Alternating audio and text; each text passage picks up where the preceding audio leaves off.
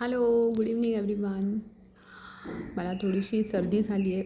मी घरीच आहे आज आणि मी घेते आत्ता माझी energy drink black coffee. Black coffee कशी बनवायची मी थोडंसं सांगते.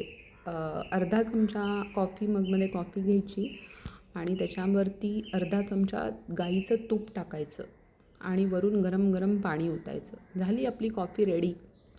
ही कॉफी तुम्ही वर्कआउटच्या आधी किंवा वर्कआउटनंतरसुद्धा घेऊ शकता, ज्याच्यामुळे तुमचा वेट लॉसला हेल्प होईल.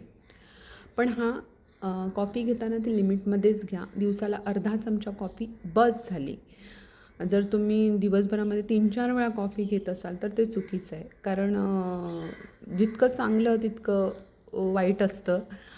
कारण कॉफी जर तुम्ही जास्त प्रमाणात घेताय तर तुमच्या बोन्सवर त्याचे दुष्परिणाम होतात. त्यामुळे लिमिटमध्ये घेतलं तर ते औषधासारखं काम करणार. त्यामुळे अर्धा चमचा कॉफी दिवसभरामध्ये घेतली तर खूप छान. आणि वर्कआउटनंतर किंवा वर्कआउटच्या आधी केव्हाही घ्या.